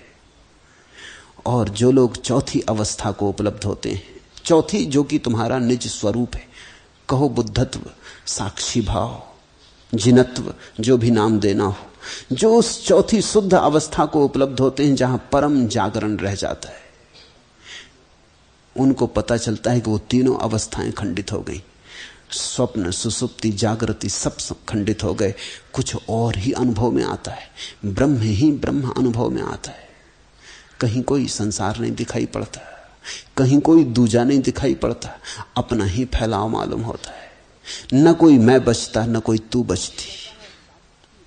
तो भारत कहता है साक्षी भाव में जो जाना जाता है वही केवल सत्य है, उसका फिर कभी खंडन नहीं होता। ये जगत जिसको हम सत्य मान बैठे हैं, भारतीय मनीषा कहती है इस जगत की परिभाषा गच्छतीति जगत, जो जा रहा है जगत, जो गया गया है जगत, जो जा ही चुका है, जो जाने के किनारे खड़ा है जगत।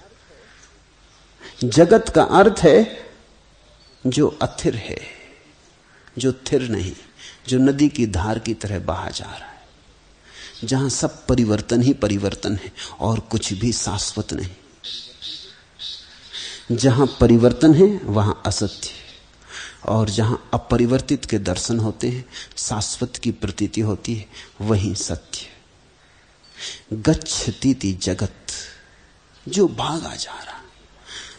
जैसे आकाश में धुएं के बादल बनते हैं और मिटते हैं और रूप खड़े होते हैं और बिखरते हैं, क्षण भर भी कुछ ठहरा हुआ नहीं, वैसा जगत। कोई गिर रहा, कोई उठ रहा, कोई जीत रहा, कोई हार रहा। जो हार रहा है वो कल जीत सकता है, जो अभी जीत रहा है वो कल हार सकता है। यहां कुछ भी पक्का नहीं है, यहां सब चीजें बदली जा रही, समुद्र की लहरें। इसमें जिसने सत्य को खोजना चाहा वो खाली हाथों मरता है। इस सारी बदलाहट के बीच क्या तुम्हें कभी भी थोड़ा स्मरण आता है कि कोई ऐसी चीज है जो बिना बदली है? उस बिना बदले को ही हम आत्मा कहते। दिन में तुम जागते हो, संसार एक बात, ये जो भीतर तुम्हारे बैठा देखता है संसार को, ये दूसरी बात। रात तुम सपने में सो जाते हो, सपना देखते हो, तब भी दो चीजें रहती हैं, सपना और तुम। फिर तुम गहरी नींद में पड़ जाते हो, तब भी दो चीजें रहती हैं, तुम और गहरी नींद। गहरी नींद कभी सपना बन जाती है, सपना कभी गहरी नींद बन जाता है। सपने से कभी जाग आते हो, दुनिया आ जाती है, फिर दुनिया खो जाती है, लेकिन एक चीज शाश्वत बनी रहती है, तुम्हारा साक्षी भाव, तुम्हारा दृष्टा भाव, तुम्हारी अंतर्दृष्टि। तुमने देखा गहरी नींद से भी उठ के आदमी कहता है रात बड़ी गहरी नींद आई, बड़ी आनंदपूर्ण नींद आई। पूछो उससे अगर नींद पूरी लग गई थी तो ये पता किसको चला, ये किसने जाना, ये कौन खबर दे रहा है? जरूर तुम्हारे भीतर कोई था जो देखता रहा कि गहरी नींद लगी है, बड़ी आनंदपूर्ण नींद लगी है। किसी ने इसका प्रत्यक्ष किया है, वही तुम हो। और सब तो बदलता है, सिर्फ साक्षी नहीं बदलता। तुम छोटे बच्चे थे, फिर तुम जवान हो गए, फिर तुम बूढ़े हो गए, कभी स्वस्थ थे, अब दीन जर्जर हो गए, खंडर हो गए, लेकिन एक तुम्हारे भीतर अखंड अबाध वैसा का वैसा बना है, वो दृष्टा, साक्षी। एक दिन उसने देखा बच्चे जैसी देह, एक दिन उसने देखा जवान हो गए, एक दिन उसने देखा बूढ़े होने लगे, एक दिन उसने देखा जीर्ण जर्जर हो गए। अगर तुम ख्याल कर पाओ कि तुम्हारे भीतर ये साक्षी का जो अनसयूत धागा है, इस पर हजारों घटनाएं घटी हैं, मगर ये वैसा का वैसा बना रहा है। सब इसके सामने आया और गया है, सब खेल इसके सामने चला है। ये सबसे पार, दूर, अछूता, निष्कलुष मौजूद रहा है। ये मौजूदगी ही एकमात्र सत्य है। जहां जहां तृष्णा हो वहां वहां ही संसार जान। प्रौढ़ वैराग्य को आश्रय करके वीत तृष्णा हो। यत्र यत्र भवे तृष्णा संसार विद्धि तत्र वै प्रौढ़ वैराग्य माश्रित्य वीत तृष्णा सुखी भव। प्रौढ़ वैराग्य, कच्चा वैराग्य खतरनाक है, पक्का वैराग्य। क्या फर्क है कच्चे और पक्के वैराग्य में? एक तो वैराग्य है जो तुम किसी की बातें सुन के ले लो, किसी साधु सत्संग में वैराग्य की चर्चा चलती हो, वैराग्य के अनूठे अनुभवों की बात होती हो, तुम्हारा लोभ जग जाए। वैराग्य के आनंद की प्रशस्ति गाई जा रही हो, कोई समाधि के सुख का वर्णन कर रहा हो और तुम्हारे भीतर वासना जग जाए कि ऐसा आनंद हमें भी मिले, ऐसा सुख हम भी पाएं, ऐसी परम रसपूर्ण अवस्था हमारी भी हो, और इस कारण तुम वैराग्य ले लो, तो कच्चा वैराग्य ये टिकेगा नहीं, ये तुम्हें बड़े खतरे में डालेगा। तुम अभी पके ना थे, कच्चे तोड़ लिए गए। कच्चा फल टूट जाए तो वृक्ष को भी पीड़ा होती, फल को भी पीड़ा होती। और कच्चा फल कच्चा है, इसलिए कुछ अनुभव घटेगा नहीं। जो पके फल को घटा है वो कच्चे को घट नहीं सकता, क्योंकि वो पकने में ही घटता है। जब पका फल वृक्ष से गिरता है तो कभी किसी को पता भी नहीं चलता कब गिर गया, चुपचाप। न वृक्ष पे घाव छूटता है, न पके फल को कोई पीड़ा होती, चुपचाप सरक जाता है। हवा का झोंका भी ना आया हो और चुपचाप सरक जाता है। पका वैराग्य, प्रौढ़ वैराग्य, ये शब्द बहुत बहुमूल्य है। प्रौढ़ वैराग्य का अर्थ है जीवन की असारता को अनुभव करके जो वैराग्य जन्मे। वैराग्य का गीत सुन के, विराग की प्रसक्ति सुन के जो लोभ के कारण वैराग्य आ जाए तो वो कच्चा सन्यास है, उससे बचना उसका कोई भी मूल्य नहीं, वो बड़े खतरे में डाल देगा। वो तुम्हें संसार का अनुभव भी ना करने देगा और समाधि तक भी ना जाने देगा, तुम बीच में अटक जाओगे त्रिशंकु की भांति।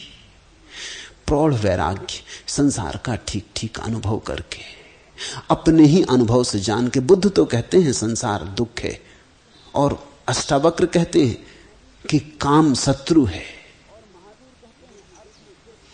और महावीर कहते हैं अर्थ में सिर्फ अनर्थ है। मगर ये वे कहते हैं, ये तुमने नहीं जाना, इनकी सुन के एकदम चल मत पड़ना, अनुयायी मत बन जाना, नहीं तो खतरा होगा। तुम्हारे पास अपनी आंखें नहीं है, तुम कहीं ना कहीं खाई खड्डे में गिरोगे। इनकी बात समझना और जीवन की कसौटी पे कसना। अनुयायी मत बनना, अनुभव से सीखना। ये कहते हैं तो ठीक ही कहते होंगे, इस पे विश्वास कर लेने की कोई जरूरत नहीं है। ये कहते हैं तो ठीक ही कहते होंगे, इस पर अविश्वास करने की भी कोई जरूरत नहीं है, लेकिन इस पर प्रयोग करने की जरूरत है। ये जो कहते हैं उसे जीवन में उतारना, देखना अपनी वासना को। अगर तुम्हारा भी यही निष्कर्ष हो, तुम्हारा अवलोकन भी यही कहे कि बुद्ध ठीक कहते हैं, अष्टावक्र ठीक कहते हैं, लेकिन निर्णायक तुम्हारा अनुभव हो, बुद्ध का कहना नहीं, बुद्ध गवाह हो, मौलिक निष्पत्ति तुम्हारी अपनी हो, फिर तुम्हारे जीवन में जो वैराग्य होगा वो प्रौढ़ वैराग्य है। जहां जहां तृष्णा हो वहां वहां संसार जान। अगर मोक्ष की भी तृष्णा हो तो वह भी संसार है। इसलिए धर्म को भी कहा त्याग कर देना। प्रौढ़ वैराग्य को आश्रय करके वीत तृष्ण हो। प्रौढ़ वैराग्य माश्रितम वीत तृष्णा सुखी भव। अभी हो जा सुख को उपलब्ध, लेकिन पहले वैराग्य को प्रौढ़ हो जाने दे। यत्र यत्र तृष्णा भवेत तत्र संसारम विद्धि वै। जहां जहां है वासना वहां वहां संसार। समझना, वासना संसार है, इसलिए संसार को छोड़ने से कुछ भी ना होगा, वासना छोड़ने से सब कुछ होगा। संसार तो वासना के कारण निर्मित होता है। तुम संसार से भाग गए तो कुछ लाभ नहीं, वासना साथ रही तो नया संसार निर्मित हो जाएगा। जहां तुम होगे वहीं ब्लूप्रिंट तुम्हारे पास है, फिर तुम खड़ा कर लोगे। उससे तुम बच ना पाओगे। उसका बीज तुम्हारे भीतर है। वासना बीज है, संसार वृक्ष है। बीज को दग्ध करो, वृक्ष से मत लड़ने में लग जाना। तत्र संसारम विद्धि वै प्रौढ़ वैराग्यम आश्रितम वीत तृष्णा सुखी भव। और प्रौढ़ता को उपलब्ध हो। इसलिए कच्चे कच्चे भागो मत, गैर अनुभव में भागो मत, भगोड़े मत बनो, पलायनवादी मत बनो। जीवन की गहराई में, सघन में खड़े होकर, जीवन को सब तरह जानकर, काम वासना में उतर के ही तुम काम वासना से मुक्त हो सकोगे। काम वासना की गहराइयों में उतर के ही तुम जान पाओगे व्यर्थता। धन की दौड़ में दौड़ के ही तुम पाओगे मिलता कुछ भी नहीं। महत्वाकांक्षा में जी के ही तुम्हें पता चलेगा कि सिर्फ दग्ध करती है महत्वाकांक्षा, जलाती है, ज्वर है, सन्निपात है। राजनीति में पढ़ के ही तुम जानोगे कि राजनीति रोग है, विक्षिप्तता है, पागलपन है। जीवन को अनुभव से पकने दो, और जब जीवन का अनुभव तुम्हारा कह दे तो फिर वैराग्य सहज घट जाएगा, जैसे पका फल गिर जाता है। मात्र तृष्णा ही बंध है और उसका नाश मोक्ष कहा जाता है। और संसार मात्र में असंग होने से निरंतर आत्मा की प्राप्ति और तुष्टि होती है। तृष्णा मात्रात्मको बंध स्तन्न नाशो मोक्ष उच्यते। भवा संसक्ति मात्रेण प्राप्ति तुष्टि मुहुर मुहुर। ये सूत्र बड़ा विचारणीय है। मात्र तृष्णा बंध है। जब तक तुम कुछ भी चाहते हो तब तक जानना बंधे रहोगे। ईश्वर को भी चाहा तो बंधे रहोगे। कल ही गुणा ने एक प्रश्न मुझे लिखकर भेजा है कि मैं तो आपको कभी नहीं छोड़ सकती, और आप कोशिश भी मत करना मुझे छुड़ा देने की। मेरे लिए तो आप सब कुछ हो, मुझे कोई ईश्वर नहीं चाहिए, कोई मोक्ष नहीं चाहिए। तुम्हें ना चाहिए हो और तुम अपनी चाहत में कुछ गलत की मांग भी करो तो भी मैं गलत का सहयोगी नहीं हो सकता। कितनी ही कठोरता मालूम पड़े, मैं पूरी चेष्टा करूंगा कि तुम मुझसे मुक्त हो जाओ, अन्यथा मैं तुम्हारा शत्रु हो गया। ये तो फिर चाहत ने नया रूप लिया, ये तो फिर तृष्णा बनी। पति से छूटे, पत्नी से छूटे तो गुरु से बंध गए, मगर ये तो फिर नया जंजाल हुआ, फिर नई जंजीर बनी। गुरु तो वही तो जो तुम्हें आत्यंतिक जंजीर से मुक्त करवा दे, जो तुम्हें स्वयं से भी मुक्त करवा दे। कठिन लगता है क्योंकि एक प्रेम जगता है, कठोर लगती बात, लेकिन तुम्हारी मानकर मैं चलूं तो तुम कभी भी कहीं ना पहुंच पाओगे। फिर तो मैं तुम्हारा अनुयायी हुआ। तुम्हें कठोर भी लगे तो भी मैं वही किए चला जाऊंगा जो मुझे करना है। अगर मैं तुमसे कहूं भी कि घबराओ मत, कभी नहीं छुड़ाऊंगा, तो भी तुम मेरा भरोसा मत करना। वो भी सिर्फ इसलिए कह रहा हूं कि कहीं छुड़ाने के पहले ही भाग मत खड़े होना। तो रोक के रहूंगा, समझाता रहूंगा कि नहीं, कोई हर्जा नहीं, कहां छुड़ाना है, किसको छुड़ाना, सदा सदा तुम्हारे साथ रहूंगा, मगर नीचे से जड़ें काटता रहूंगा। एक दिन अचानक तुम पाओगे कि छुटकारा हो गया। मुझसे भी छुटकारा तो चाहिए ही। सद्गुरु वही है जो तुम्हें स्वयं से भी मुक्त कर दे। नहीं तो संसार की सारी वासनाएं धीरे धीरे गुरु पे लग जाती, तुम्हारा मोह गुरु से बन जाता है, फिर तुम उसकी फिक्र में लग जाते हो। फिर मोह कैसे अंधेपन में ले जाता है कहना कठिन है। मैं पंजाब जाता था, एक घर में ठहरता था। एक दिन सुबह उठ के निकला तो देखा कि गुरु ग्रंथ साहब किताब को सजा के रखा हुआ है सामने दतौन रखी और एक लोटा पानी भरा रखा। मैंने पूछा मामला क्या है? कहते हैं गुरु ग्रंथ साहब के लिए दतौन। पागलपन की कोई सीमा होती? नानक के लिए दी थी दतौन, ठीक समझ में आता। तुम गुरु ग्रंथ को दतौन लगा रहे हो। लेकिन भक्त यही कर रहे हैं, सारी मूर्ति को सजाते हैं, भोग लगाते, उठाते बिठाते, नहलाते सुलाते, न मालूम क्या क्या करते रहते।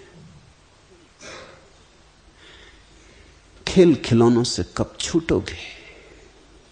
छोटे बच्चों जैसी बात हो गई, बचकानी हो गई। छोटे बच्चे अपनी गुड्डा गुड्डी को संभाले फिरते हैं, स्नान करवाते हैं, कपड़े बदलाते हैं, भोजन भी करवाते हैं, सुलाते भी हैं।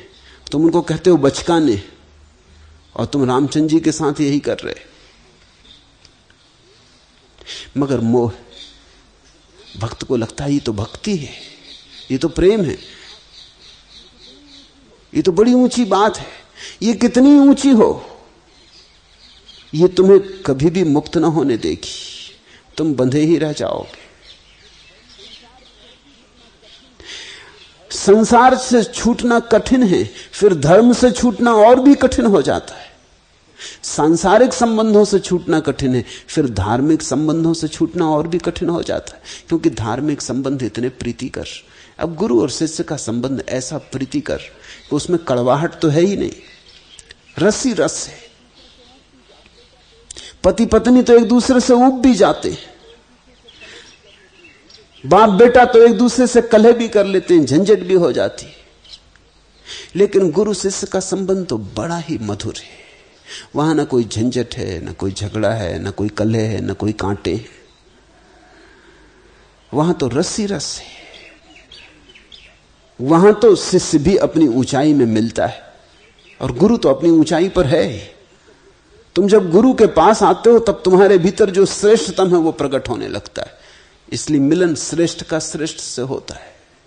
तुम गुरु के पास अपनी गंदी शक्ल लेके थोड़ी आते हो। स्नान करके ताजे होके शुभ मुहूर्त में पूजा प्रार्थना के भाव से भरे तुम गुरु के सन्निधि में आते हो। तुम्हारा शुद्धतम रूप तुम लाते हो। गुरु के श्रेष्ठतम से मिलना है तो जो भी तुम्हारे पास श्रेष्ठतम है उसे लेके आते हो। इन दो के बीच जो मिलन होता है वो तो अति मधुर है। फिर उसमें बंधन पैदा होता है। फिर लगता है बस ऐसा ही बना रहे, ऐसा ही चलता रहे सदा सदा। ये सपना कभी टूटे ना, लेकिन ये सपना भी टूटना ही चाहिए। शिष्य न तोड़ना चाहे तो भी गुरु को तोड़ना पड़ेगा। शिष्य ये नासमझी कर सकता है, ये कामना कर सकता है, गुरु तो इस कामना को बल नहीं दे सकता। मात्र तृष्णा ही बंध है और उसका नाश मोक्ष कहा जाता है। तृष्णा मात्रतकम बंधा तन्नास मोक्षा उच्यते। और जहां तृष्णा गिर गई वही मोक्ष। और संसार मात्र में असंग होने से निरंतर आत्मा की प्राप्ति और तुष्टि होती। भवा संसक्ति मात्रेण मुहु मुहु प्राप्ति तुष्टि।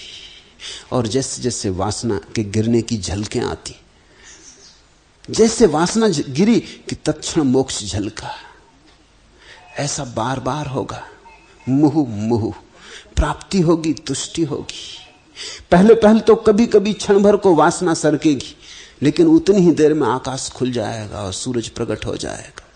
जैसे किसी ने मुंदे मुंदे आंख जरा सी खोली फिर बंद कर ली, पुराने आदत बस आंख फिर बंद हो गई, फिर जरा सी खोली फिर बंद कर ली, फिर धीरे धीरे खोलने के लिए अभ्यस्त हुआ, फिर पूरी आंख खोली और फिर कभी बंद ना की।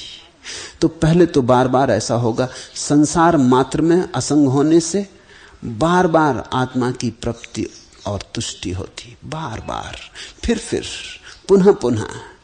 और रस बार बार बढ़ता जाता, क्योंकि आंख बार बार और भी खुलती जाती। जैसे जैसे सत्य दिखाई पड़ना शुरू होता है वैसे वैसे असत्य से सारे संबंध टूटने लगते। जैसे ही दिखाई पड़ गया कि आसार आसार है, वैसे ही हाथ से मुट्ठी खुल जाती। जैसे ही दिखा सार सार है, वैसे ही सार को हृदय में संजा लेने की, हृदय को मंजूसा बना लेने की सहज प्रवृत्ति हो जाती। तू एक शुद्ध चैतन्य है, संसार जड़ और असत है, वह अविद्या भी असत है, इस पर भी तू क्या जानने की इच्छा करता है। अष्टावक्र कहते हैं यहां जानने को और कुछ भी नहीं, यहां तीन चीजें हैं, आत्मा है, जगत है, और आत्मा और जगत के बीच एक भ्रांत संबंध है जिसको हम अविद्या कहें, माया कहें, अज्ञान कहें। यहां तीन चीजें हैं, आत्मा, जगत, भीतर है कुछ हमारे चैतन्य मात्र, और बाहर है जड़ता का फैलाव, और दोनों के बीच में एक सेतु है। वो सेतु अगर अविद्या का है तो हम उलझे, वो सेतु अगर तृष्णा का है तो हम बंधन में पड़े, वो सेतु अगर मांग का है, याचना का है, तो हम भिखारी बने और हमें अपनी संपदा का कभी पता ना चलेगा। अगर दिखाई पड़ गया कि वो अविद्या और माया और सपना और मूर्छा व्यर्थ है और हम जागने लगे, तो बीच से सेतु टूट जाता है, वहां जड़ संसार रह जाता है, यहां चैतन्य आत्मा रह जाती। जानने को फिर कुछ और नहीं है। तू एक शुद्ध चैतन्य है, त्वमेकम चेतना शुद्धो जड़म विस्म सत्यथा अविद्यापि न किंचित्सा कबुभुत्सा तथापि ते। त्वम एका, तू एक, शुद्ध चेतना चैतन्य, विश्वम जड़म चा असत, और विश्व है जड़ स्वप्नवत, तथा सा अविद्या अपि न किंचित। और जैसा ये जड़ जगत असत है, स्वप्नवत है, इससे जो हमने संबंध बनाए हैं स्वभावतः वे संबंध सत्य नहीं हो सकते। असत्य से कैसे सत्य संबंध हो सकते। रात तुमने एक सपना देखा कि कोहिनूर तुम्हारे सामने रखा है, लड़ते रहे पाकिस्तान हिंदुस्तान और सब, लेकिन कोहिनूर तुम्हारे सपने में सामने रखा है। कोहिनूर देखते ही तुम्हारा मन हुआ उठा लूं, रख लूं, अपना बना लूं, छिपा लूं।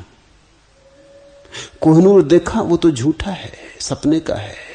अब तुम्हारे मन में ये जो भाव उठा लूं, संभाल लूं, रख लूं, कोई देख ना ले, किसी को पता ना चल जाए, ये जो भाव उठा ये कैसे सच हो सकता है। जिसके प्रति उठा है वही असत है, तो जो भाव उठा है वो सत नहीं हो सकता है। अष्टावक्र कहते हैं अविद्या अपि न किंचित, और ये जो अविद्या के संबंध हैं ये भी असार, तथा अपि ते का बुभुत्सा। फिर तू और अब क्या जानना चाहता, बस जानना पूरा हो गया, इतना ही जानना है। इति ज्ञानम,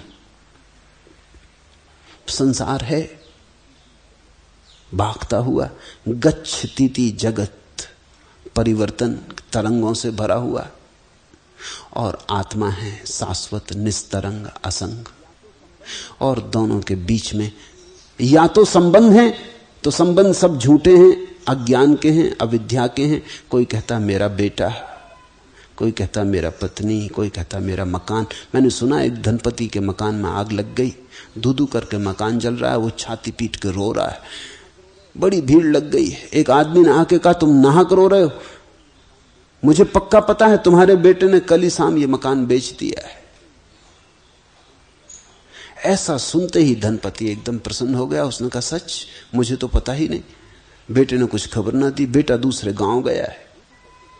मगर अब भी मकान जल रहा है, धू करके जल रहा है, और लपटें बड़ी हो गई, लेकिन अब आंसू सूख गए। वो बड़ा प्रसन्न है।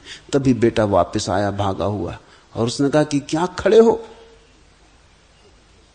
बात उठी थी बेचने की, लेकिन सौदा अभी हुआ नहीं था। फिर रोने लगा, फिर छाती पीटने लगा। अब फिर अपना मकान अभी वही का वही है, अब भी जल रहा है, लेकिन बीच में थोड़ी देर को मेरे का संबंध नहीं रहा था। थोड़ी देर को भी मेरे का संबंध छूट गया। सब स्थिति वही की वही थी, कुछ फर्क ना पड़ा था। ये आदमी वैसा का वैसा, ये मकान वैसा का वैसा। ये आदमी कोई बुद्ध नहीं हो गया था, ये बिल्कुल वैसे ही का वैसा आदमी, मकान भी जल रहा था। सिर्फ एक संबंध बीच से खो गया था, मेरा।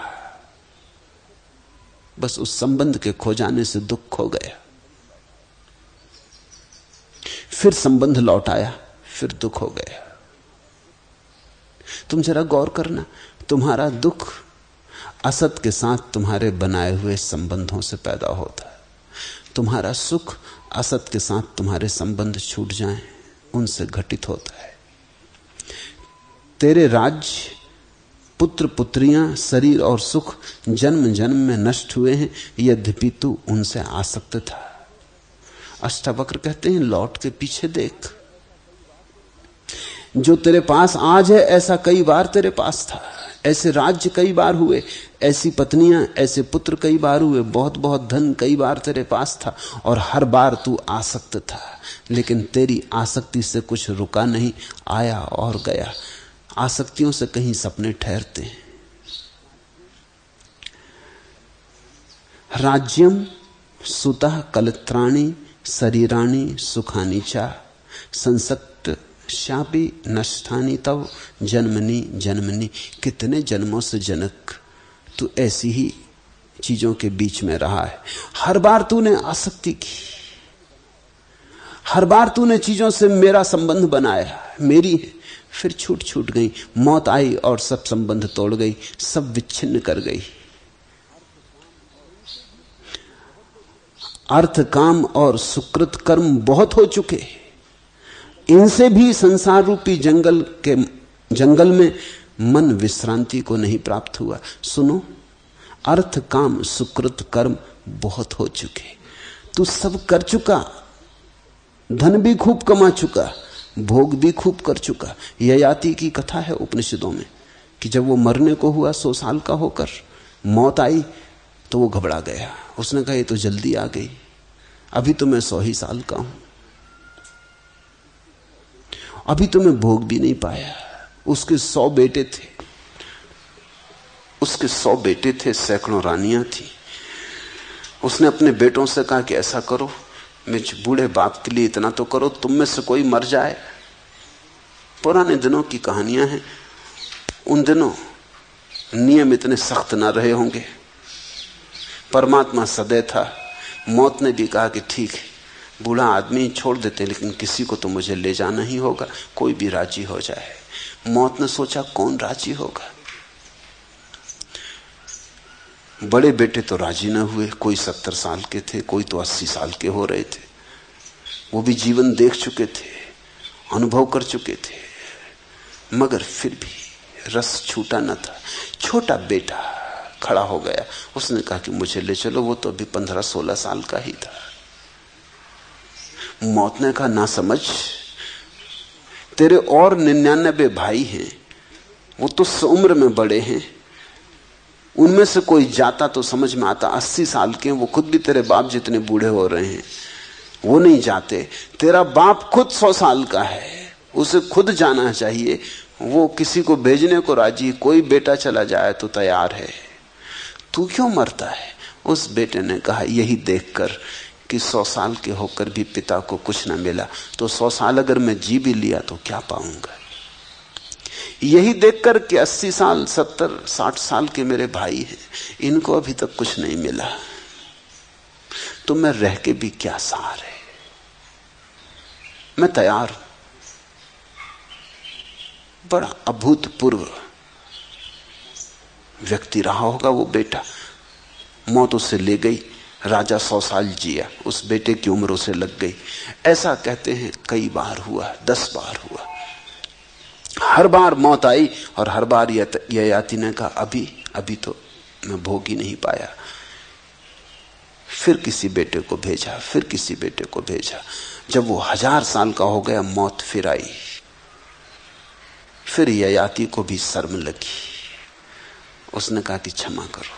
अब तो एक बात समझ में आ गई कि 1000 साल क्या 1 करोड़ साल भी जीऊं तो भी कुछ नहीं होगा, कुछ यहां होता ही नहीं, समय का कोई सवाल नहीं है, वासना बढ़ती ही नहीं, दुष्पूर है। अष्टावक्र कहते जनक को, अर्थ काम सब तू कर चुका, और ऐसा ही नहीं, सुकृत कर्म भी बहुत हो चुके, शुभ कर्म भी तू बहुत कर चुका, पुण्य भी खूब कर चुका है। उनसे भी कुछ भी नहीं हुआ। इनसे भी संसार रूपी जंगल में मन विश्रांति को प्राप्त नहीं हुआ। न तो बुरे कर्म से विश्रांति मिलती, न अच्छे कर्म से विश्रांति मिलती। कर्म से विश्रांति मिलती ही नहीं, अकर्म से मिलती है। क्योंकि कर्म का तो अर्थ ही है अभी गति जारी है, भाग दौड़ जारी, आपाधापी जारी है। अकर्म का अर्थ है बैठ गए, शांत हो गए, विराम में आ गए, पूर्ण विराम लगा दिया। अब सिर्फ साक्षी रहे, करता ना रहे।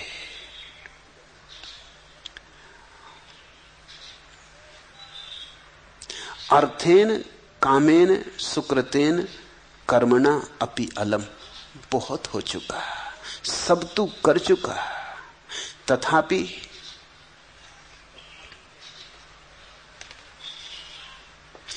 संसार कांतारे मना न विश्रांतम अभूत।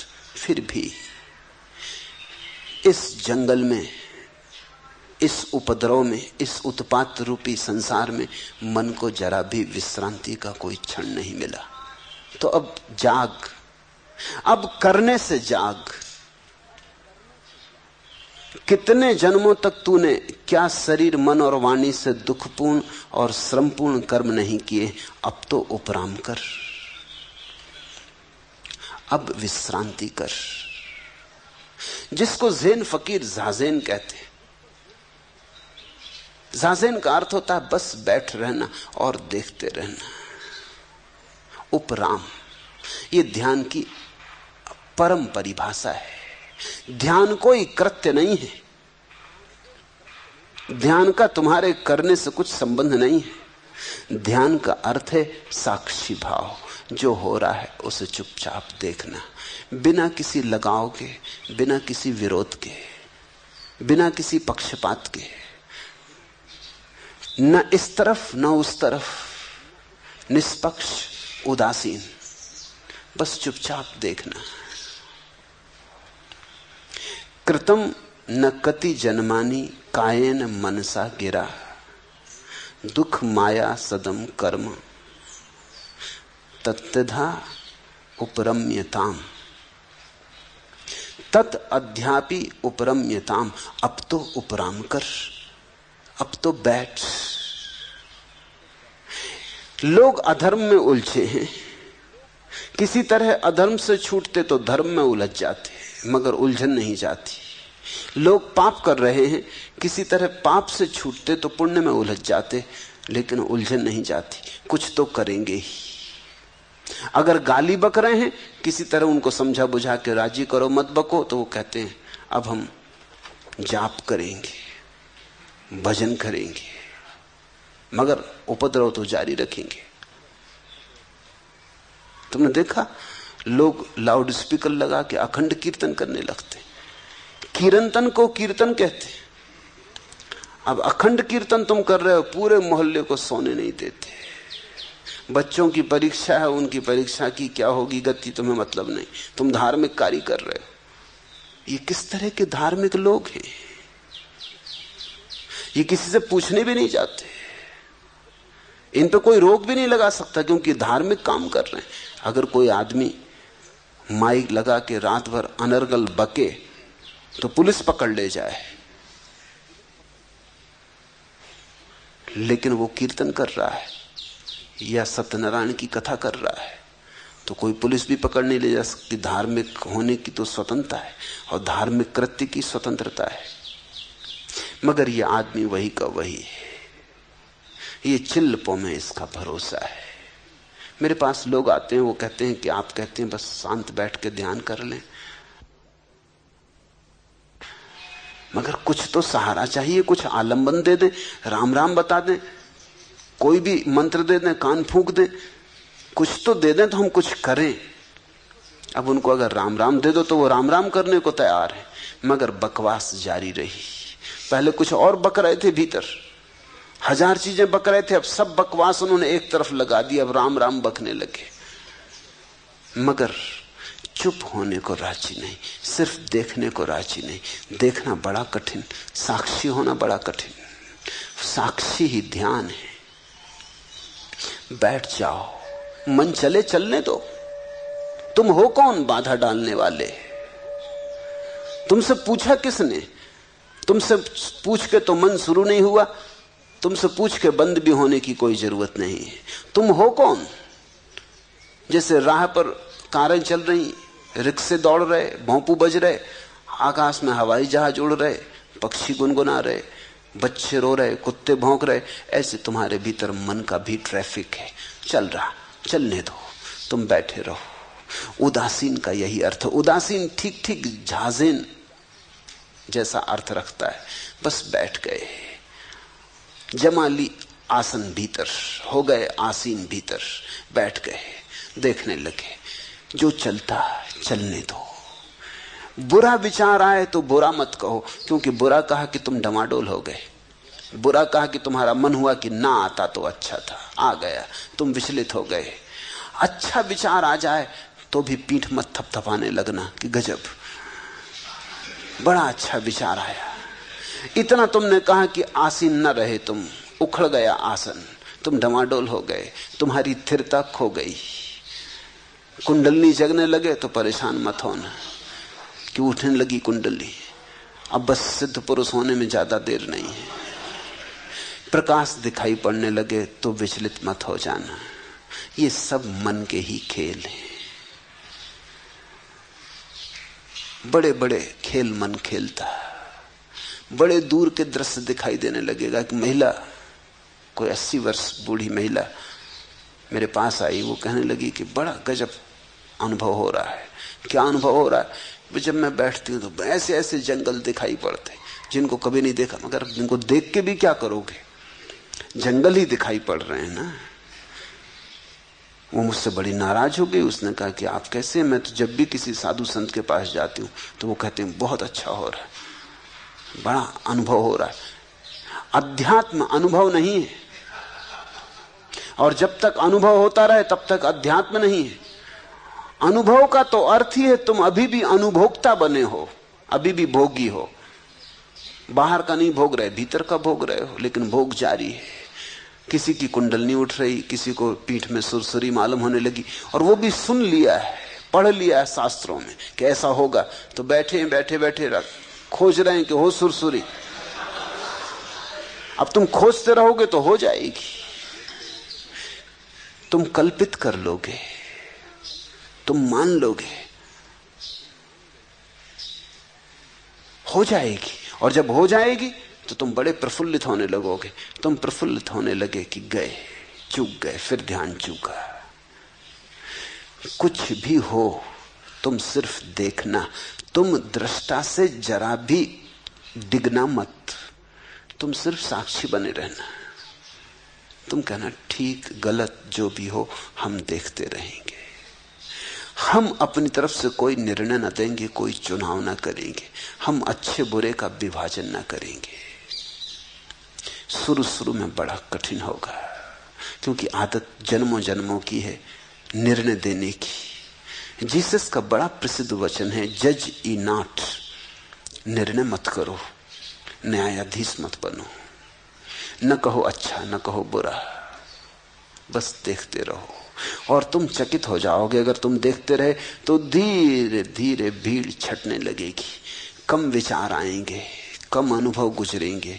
कभी कभी ऐसा होगा रास्ता मन का खाली पड़ा रह जाएगा, एक विचार गुजर गया, दूसरा आया नहीं, बीच में एक खाली जगह, अंतराल। उसी अंतराल में, जिसको अष्टावक्र कहते हैं, भवा संसक्ति मात्रेण मुहु मुहु प्राप्ति तुष्टि, वही पुनः पुनः तुष्टि और प्राप्ति होने लगेगी। मिलेगा प्रभु और परम तुष्टि मिलेगी। वो तुष्टि अनुभव की नहीं है कि कोई बड़ा अनुभव हुआ इसलिए अहंकार को मजा आया, नहीं। वो तुष्टि तो शून्य की है, वो तुष्टि तो समाधि की है, अनुभव की नहीं है। वो तुष्टि तो अनुभवातीत है, वो तुष्टि तो तुरी अवस्था की है, वो तुष्टि तो परम उपराम विश्रांति की है। अब तो उपराम कर, तत् अद्धापि उपरम्यताम। यही मैं तुमसे भी कहता, अब तो उपराम करो। अब तो विश्राम करो, अब तो बैठो और देखो, अब तो साक्षी बनो। कर्ता बने बहुत, भोक्ता बने बहुत, अच्छे भी किए कर्म, बुरे भी किए, हो चुका बहुत। अब जरा साक्षी बनो, और जो तुम्हें न कर्ता बन के मिला न भोक्ता बन के मिला वही बरस उठेगा प्रसाद की भांति साक्षी में। साक्षी में मिलता है परमात्मा, साक्षी में मिलता है सत्य, क्योंकि साक्षी सत्य है।